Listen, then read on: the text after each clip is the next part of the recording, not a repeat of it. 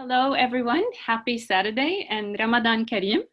My name is Dina Salem. I'm the secretary of the Greater Los Angeles chapter of the Worldwide Alumni Association of AUB.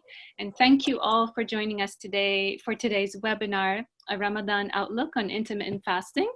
We have such a great turnout today, literally from across the globe: LA, San Diego, Ladera Ranch, British Columbia, New York, Boston, Beirut, London, and even Dubai. Wow. Lara, you're a hit. I would like to take a moment to acknowledge all our chapter members who have joined us today, including the president of our chapter, Ms. Wafa Hubballah. We are very fortunate to have Lara, a candidate like Lara, actually address the issue of Ramadan and intermittent fasting. Lara who is also the vice president of the chapter, is a registered dietitian nutritionist, board certified in diabetes management, and she currently works at one of the biggest medical institutions in California. Before we begin, I would like to remind you all to keep your microphones on mute.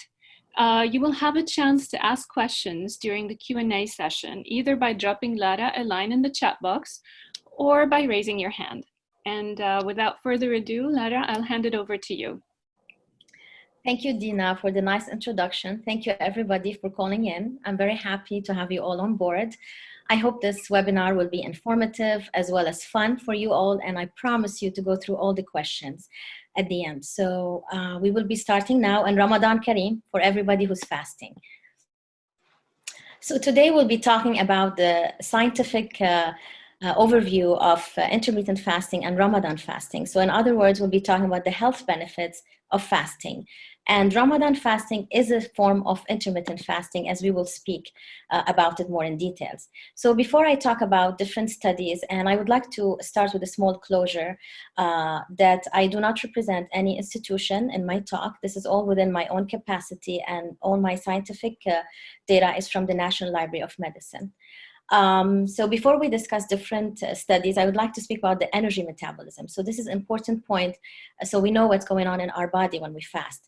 So we, like any other microorganism, we require energy to function. So that energy we get from food, macronutrient and macronutrients. So basically mainly carbohydrates, starch and sugar in food turn into glucose, which is the source of energy for our body.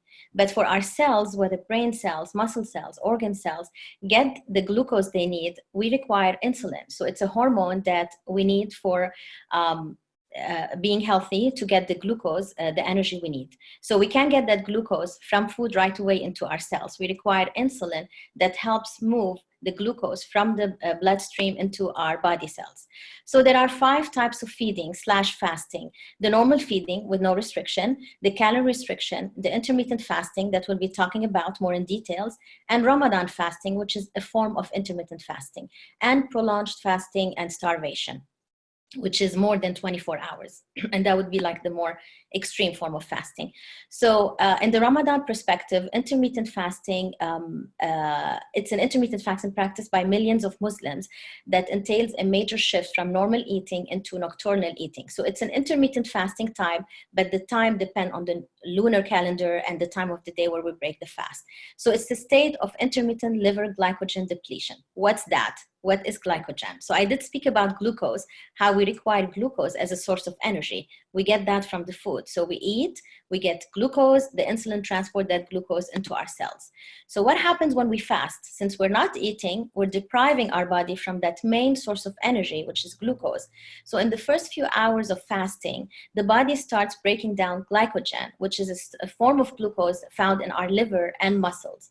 So the insulin level is still up a few hours after we start fasting, or from the time we eat the last meal, because we still have glucose on board. But that glucose is not from the food we eat. It's actually from the glycogen in our liver and muscles. At 8 hours from the time we had the last meal, we go into something called gluconeogenesis. So what's that? It's just to make it clear. Fasting is considered 8 hours and above. So 8 hours and less, we still don't consider that fasting. So gluconeogenesis is the production of glucose from the liver. So the difference between the first few hours after we fast is we're still using glucose that we have stored. But at the 8 hours, we still actually produce glucose. So the liver starts making glucose because we don't have any glucose on board anymore. There's no food on board. So this is when we switch into the fasting mode. At the 12 hours, we actually go into a more higher, we start using fat as an energy. So we depleted the glycogen, then we started reducing glucose through gluconeogenesis, and then at 12 hours, we start using fat as a source of energy because we do have glucose in our fat cells. So we start using that. So as you can see on this chart, let's say this point is when you actually started eating the meal. So 2 hours after you eat the meal, you are storing fat because you're eating, you're getting glucose, and you're adding that glucose into your fat cells. Once you reach the 8 hours, you start with a little bit of, this is when we said you start producing glucose from your liver. Over here, you started using glycogen. At the 12 hours mark of fasting, this is when you start burning fat. So to go through the mechanism of breaking down the fat into source of energy, you have to fast 12 hours. And as you see, the more you fast, the more fat you burn.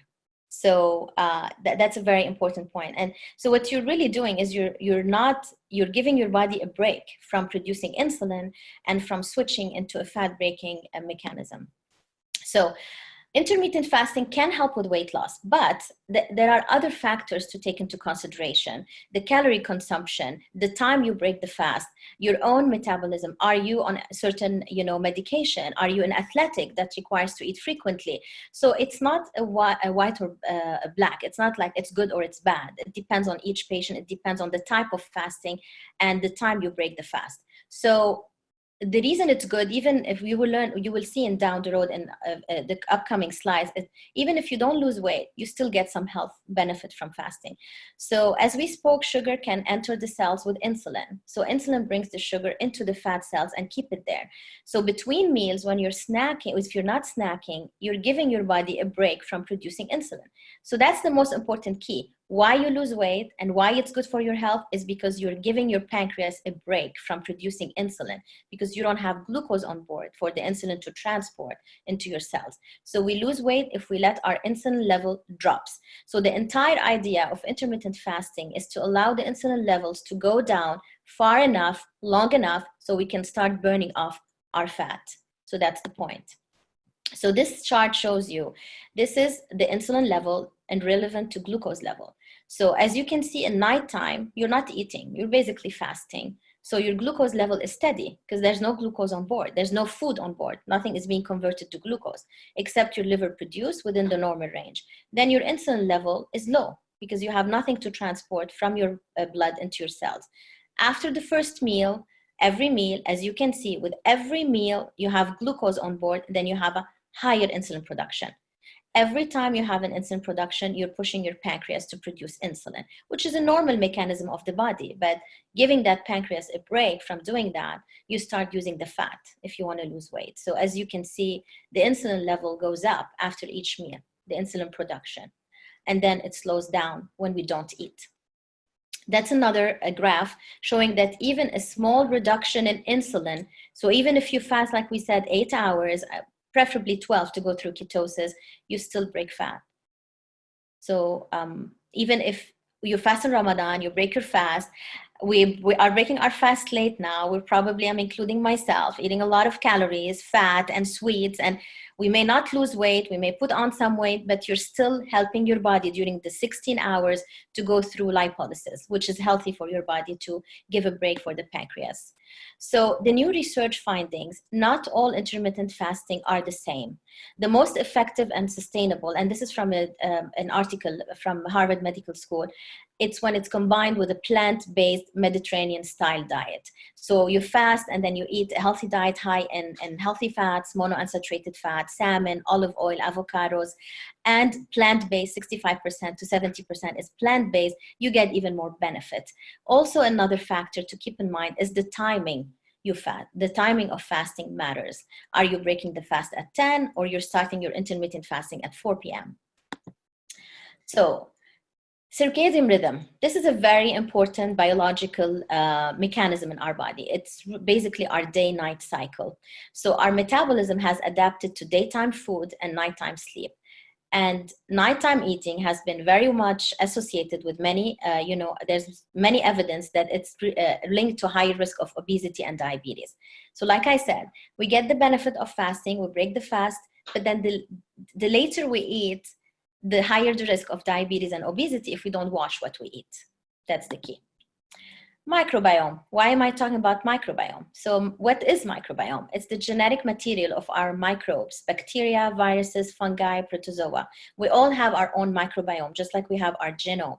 So we have this bacteria in our body. And it's very important to keep a healthy balance between healthy bacteria and not very healthy bacteria. And the gut bacteria plays a crucial part in our health by maintaining a strong immunity system and digestive system health. So the imbalance of unhealthy and healthy microbes may contribute to weight gain, high blood sugar, high cholesterol, and recently we have studies showing possibly type 1 diabetes. I know this is maybe off this topic, but I would like to mention because it's interesting. So this was a major study comparing kids in Western societies like America and in Africa. And they found that type 1 diabetes is higher in Western society with higher socioeconomic status because we do, and especially in certain ethnicity, white kids, we tend to, want to protect our kids from playing in the dirt. We don't want them to go out. We don't want them to build a strong immunity system. So studies have found that this could have possibly modified their microbiome, which has weakened their immunity system and led to type 1 diabetes, because type 1 is an autoimmune disease. So this is important to mention. I know during the time we have now we're all on, most of us on lockdown for this COVID-19, we're home, we're afraid to catch anything, but I mean, the human nature is we need to be out, we need to build a strong immunity, but that doesn't mean you go out now. This is just off the subject to talk about the importance of microbiome. So the intestinal microbiota, it depends on our circadian rhythm. So in other words, if we eat late and if we eat a diet that's high in fat, we might actually disrupt that microbiome in our system. So it's very important to keep in mind the circadian rhythm. So, and we will talk later about what does this have to do with intermittent fasting. That's the early time restricted feeding. This is a study, it was a small group, but I really liked it because it has interesting outcome, as you can see. So the University of Alabama conducted a small study with a small group of obese men with prediabetes. So they compared a form of intermittent fasting called early time restricted. So they have eaten within the 8-hour interval, 7 a.m. to 3 p.m. or a 12 hours, 7 a.m. to 7 p.m. So as you can see, they stopped eating at 3 p.m. or 7 p.m. So both groups maintained weight. So nobody has gained, nobody lost weight.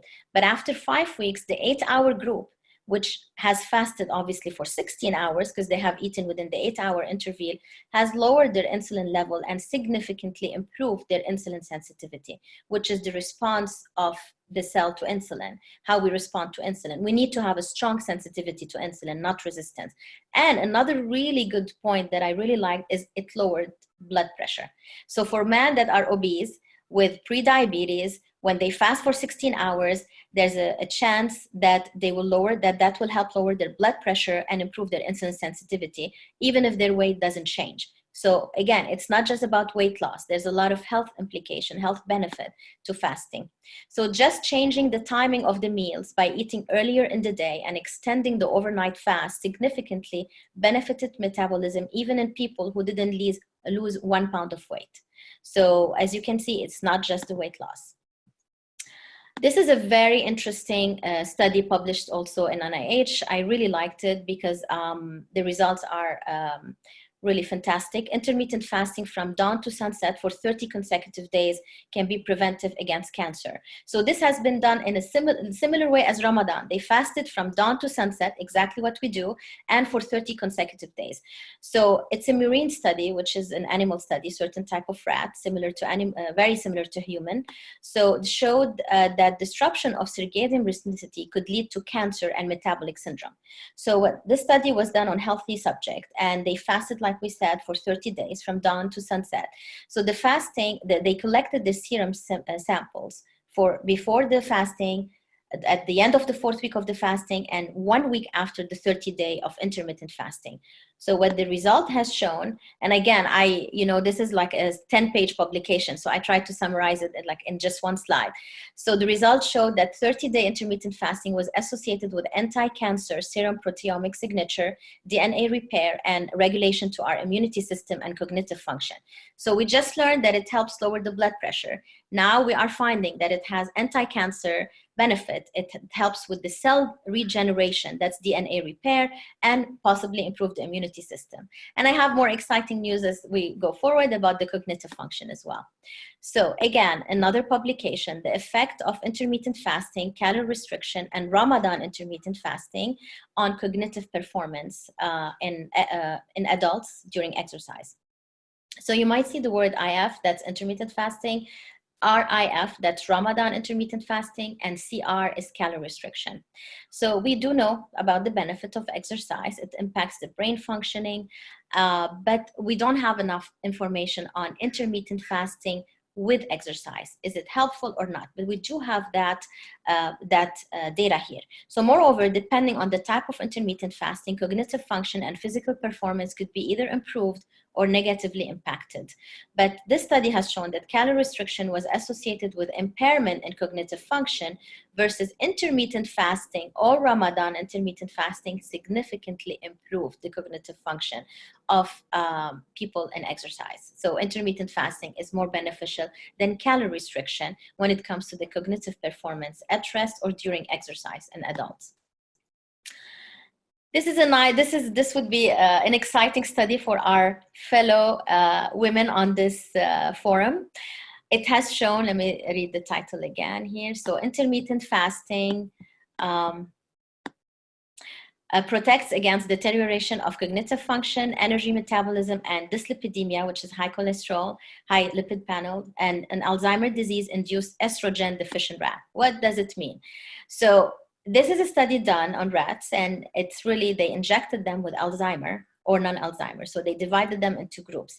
Some rats with a form of beta amyloid that has Alzheimer, other group with no Alzheimer. And they did the estrogen deficient rat, which means they were almost going through menopause. So they divided them into two subgroups with intermittent fasting and other fed ad libitum. Ad libitum is a word we use in research to refer to feeding as desired, so no restriction. So basically we have four groups. Think about it as, I mean, we're not comparing here, but this is, we're not comparing rats to humans at this point, but this is how it is. We have four groups. We have a group with Alzheimer that did intermittent fasting and they have Alzheimer. We have a group that have Alzheimer and they ate as desired. Then we have a group with no Alzheimer, they did intermittent fasting, and a group with no Alzheimer and ad libitum, they ate as desired.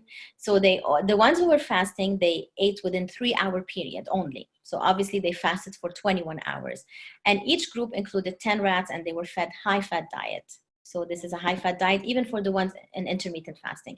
So the findings are Alzheimer's disease, we know, deteriorated short and spatial memory function compared to non-Alzheimer, whereas intermittent fasting prevented memory loss in comparison to ad libitum.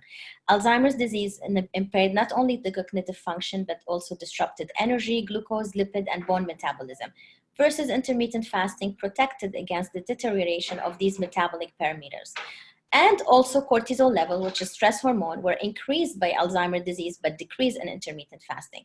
So for women in menopause who have a risk of Alzheimer, we did find, even if you have the Alzheimer or not, that intermittent fasting may be beneficial in improving the cognitive function and lowering the stress hormone and help regulating the energy, lipids, and bone metabolism. And I have to tell you, I just picked few articles when I was doing the research through the PubMed. There are hundreds of publications on the benefit of fasting. So this is a topic I can keep talking about for the whole day, but I tried as much as possible to summarize it and give you an overview. And where does Ramadan fit in that? Ramadan is a form of intermittent fasting at the end. But again, when it comes to Ramadan, it has to do with how many calories we're consuming when we break the fast, the time we break the fast, because the circadian rhythm is very important factor in keeping our microbiome. So conclusion, there's a strong scientific evidence suggesting that circadian rhythm fasting combined with a healthy diet, like we spoke, the Mediterranean, and lifestyle can be particularly effective in weight loss, especially for people at risk for diabetes, because we're giving the body a break from producing insulin. So circadian rhythm fasting is called time-restricted eating plan, where you eat during daylight and you fast during night. So hence my Ramadan, when it falls in the winter, depending on the lunar calendar, can even have more health benefit than when it doesn't align with our circadian rhythm. So that was it. I hope it was informative enough and not, there's a lot we can talk about in this topic.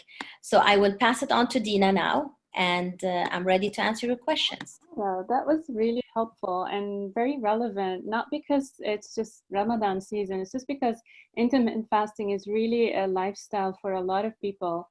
And yeah, we're ready to take questions, and I'm actually going to start, if you allow me, with the first question, and I'll open the floor for the rest.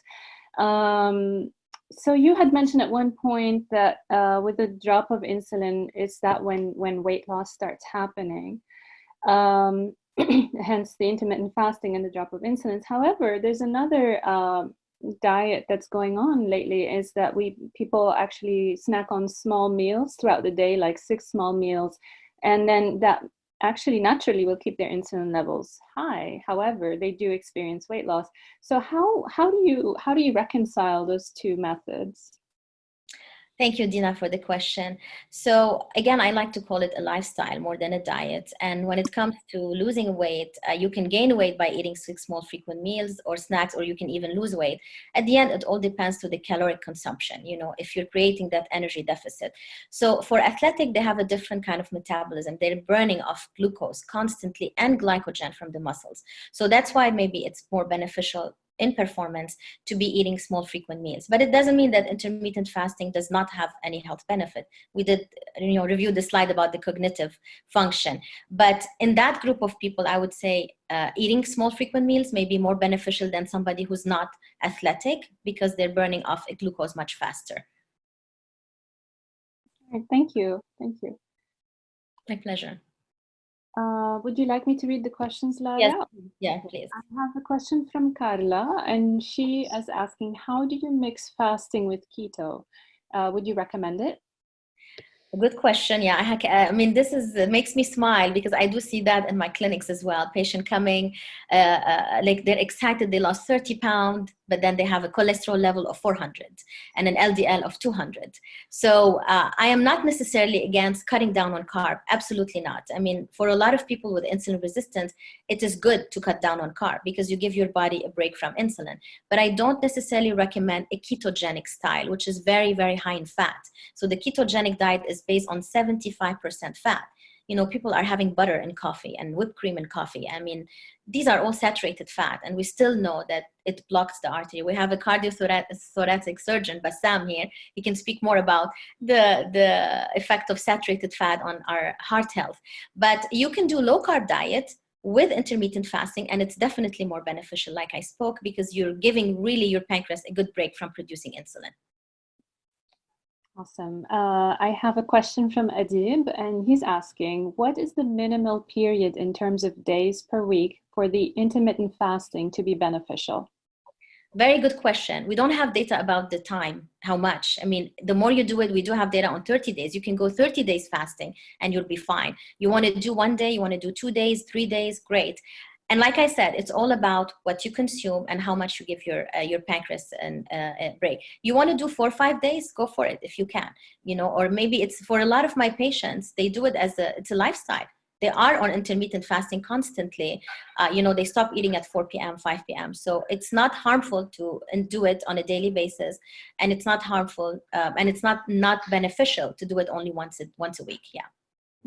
I do have private questions as well. So let's go through your questions then, Dina, and then respond. Yeah, let me know. Okay, I have Tamam, and he would like to know, what do you recommend for people who are doing intermittent fasting in countries with hot climates, such as Dubai? Yeah, very good question. In that case, I would say You have to make sure you're very well hydrated before you start the fast. That's really what you have to do. You're not going to be, if you're going to be out in the desert for 5 hours working, I wouldn't recommend it. But if you're going to be home where it's, cooled, there's air conditioning, it's okay as long as you're well hydrated before that. But if you're somebody who's going to be out on the field with the sun, I mean, it's a belief, but at the end, I mean, we also, we have to think about our health as well, right? I mean, God has given us a brain to have a proper judgment. If you are on the field for 6 hours in the sun, I wouldn't recommend it. But if you're home and well hydrated, so be it. You can do it, because we can stay without water for even 24 hours if we're well hydrated before we start the fasting. Awesome. I have Camille. When you mention intermittent fasting, not during Ramadan, how does drinking water, tea, and other beverages impact the fasting benefits? Yeah, it's okay, Camille. You can have the water, you can have the tea. It has to do with what you add to your tea and coffee. I mean, if you add sugar and cream, you're breaking that mechanism of the fat breakdown. So if it's a tea without sugar and cream and water, please do it. And if it's not Ramadan, even when I do intermittent fasting myself, I wouldn't go without water. I would still drink water. So it's only in Ramadan that, we stop everything, water and food, for the time we fast. Okay. Bassam would like to know, how does suhoor affect circadian rhythm and energy metabolism, and do you recommend it? Yeah, it's also an important point. So if you're breaking the suhoor, let's say 4 a.m., and then you're eating at 8, so you're still going through 16 hours of fasting. So you're still not affecting the circadian rhythm. You're still going through that fat breakdown, lipolysis, and gluconeogenesis. And I actually do recommend it, because you can get hydrated, you can get maybe a fig or two, so that would give at least your body, especially if you're going to be working, because your brain cells require glucose. We're not talking about depriving your body completely. It's only during the period of fasting. And you start at 4 a.m., that's the suhoor, and then you break it at 8. So there's still 16 hours. So it's good. And you're still not disrupting. It's good for the circadian rhythm, if we think about it this way, because we're supposed to eat at daytime, when we start the day, when we need our brain functioning. So it's a healthy thing to eat at suhoor. All right. We have Lina Salman, because we have a few Linas. She's saying, hi, Lara. Thank you for this very insightful, I believe, lecture. Is intermittent fasting recommended for women who suffer from or who are pre-diabetic or who have hormonal imbalance? Actually, it is very beneficial for pre-diabetic and for people with thyroid, because, like I said, it does give the body a break from insulin. Because diabetes, pre-diabetes, and that's what I specialize in, and hormonal imbalance, it's all about insulin resistance. So this group of people do have some kind of resistance to insulin. So intermittent fasting is very beneficial. The only time I wouldn't recommend it is if I have a patient on insulin. That's a different story. But for polycystic ovarian syndrome, for hypothyroidism, for pre-diabetes, I encourage intermittent fasting. It's actually a good way to give the pancreas a break from producing insulin. And we have Rania. Thank you for sharing all this valuable info. Do you have any recommendations for pre-diabetics, and how and if intermittent fasting could help in managing pre-diabetes status? Please address a number of hours that would be helpful if intermittent fasting can be helpful. Yeah, so it's good that these two questions came after. It's a good timing. Yes, I do recommend intermittent fasting, and I do recommend mixing it with low carb. So carb controlled, increase healthy fat a little bit so you can speed up the lipolysis, but as long as it's fat from healthy source. And I wouldn't recommend fasting less than 12 hours. So you can go ahead and do intermittent fasting for 12 hours, 12 to 14 hours, and control your carbohydrate. You're not going to stop drinking water or tea, but it will help. I mean, I see patients doing it 2-3 times a week, and it does help. So especially for this group of population, because of the insulin resistance they have. Awesome. We have another question from Lena, same Lena. And then I think that would be the last bit from my end, unless I get something else, and we can address your direct messages as well. So Lena's asking, again, she's saying, hi, Lara, this is very informative. Thank you. How do you compare the effectiveness of losing weight during intermittent fasting between men and women? And if a friend who does, well, I see two separate questions. If a friend who does 12 hours of intermittent fasting during weekdays and then 24 hours on the weekends, so she has a friend who does that, is this a good idea and would you recommend it? Okay, to answer the first one, again, depending on the metabolism and the calorie consumption, it's beneficial for both because they both, go through lipolysis and a break from producing insulin. So there was no, I didn't encounter in my research that it's a study specifically comparing men and women. But again, men have a higher metabolism. They tend to burn off more glucose. So they might see the health benefit more like faster, I would say, just like the study where the blood pressure dropped. Maybe it takes us more effort to reach that point, but it's beneficial for both. But like I said, depending on the hormonal composition, we tend to be more insulin resistant if we have those other factors that I talked about, the polycystic ovarian syndrome. So it's effective for both, to answer the question. And losing weight, it might be faster for men to lose weight with intermittent fasting due to the fact that they have a higher metabolism. The other question, 12-hour intermittent fasting during weekday, 24-hour. I'm not a fan of the 24-hour, to be honest, because that can interrupt, that's prolonged fasting starvation. And I didn't pick any study with that because I find it, I just don't encourage it. But if somebody wants to do it, that's fine. I would recommend the 12 to 16 hours where you go through the fat breakdown because you really don't want to affect your circadian rhythm as well. That's a very important point. So, but to say it's harmful, I wouldn't say it's harmful at all. I have a colleague that actually fasts for, you're not going to believe that, for a whole week. She only drinks water for a whole week. She does it 1 week a year. She said it's a good mental exercise. Kudos for her for doing that. But from a health point of view, I'm not sure if it's something I would recommend, doing a 24-hour. Yeah.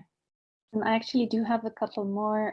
Dara, Samira is asking, would skipping breakfast and starting eating late during the day would be helpful as intermittent fasting? And how abstinence from water help with fasting from food? Okay, first we talked about circadian rhythm. So actually I don't recommend skipping breakfast. I would recommend to keep breakfast as your main meal, and then stop eating or start the intermittent fasting later at 4 p.m. or 3 p.m. because of the circadian rhythm. So it's better if you do the fasting at night and you eat during the day, vice versa, and then and not vice versa. And how abstaining from water help with fasting from food? It doesn't help. It's just the same. It's just we have to make sure we're well hydrated. That's just a belief. In Ramadan, we abstain from everything. It's just a belief that that's another subject. But in reality, when you do the intermittent fasting, you really don't have to be off water, and it doesn't. So being off water is not helping, and it's not harming. If I answer the question, yeah. Awesome. And I have Sakina. Salam, Lara. How does intermittent fasting impact migraine sufferers? Yeah.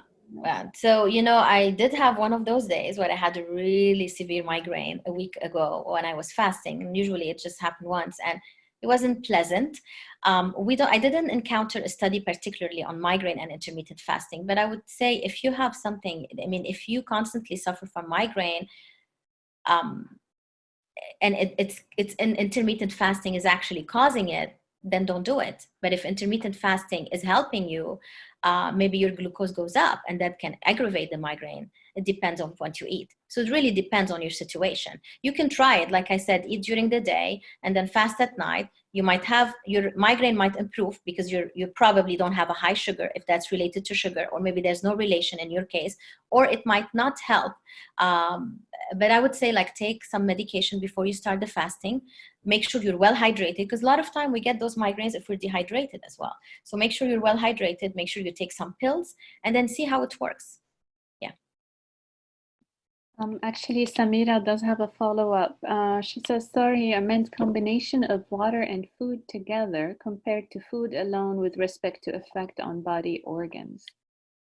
So do you mean, Samira, abstaining from water and food together compared to food alone? That's Ramadan. I mean, if that's what, maybe I didn't understand it well, but I think Yeah. what meant, yeah. So the Ramadan fasting, so abstaining from water and food is only in Ramadan. So like I said, that's a religious belief. But the other intermittent fasting that's addressed in the medical community is we're not abstaining from water. You know, you still drink water. You can still drink tea, coffee with no sugar and milk. So that's why I said Ramadan fasting is a form of intermittent fasting where you actually eat dawn to sunset, fast dawn to sunset, and then you don't drink water and no food. So comparing it, it's a form of intermittent fasting. That's what it is. Like I said, depending on the time you break the fast and what are you consuming, high fat, high calorie at 8 p.m., eating till 11 p.m., you know. So a lot of people do gain weight on Ramadan, but you still get the benefit during the fasting of DNA repair, cell regeneration, and giving the body a break from insulin. I think we're caught up. Bassam is also kind of saying thank you, Lara, for all that valuable information. I'm not sure. I'm caught up at my end. So if you want to catch up on your questions as well. I think I was following while you were talking, Dina. These were the questions, that we got. So I hope I answered all of your questions, and I hope they were clear. If you have more questions, we do see messages coming. Okay, thank you, everyone. Thank you. And I do believe, Justin, I can pass that to you, that we will have this webinar available for all our chapter members and friends. Yep, we should have a recording up sometime next week for the chapter to share, either on social media or through another method. Yeah. Wonderful. Thank you, everyone, for joining us. And I'm always here if you have questions. AUB friends, AUB family, AUB faculty, thank you again. And I hope you stay safe and healthy during this time.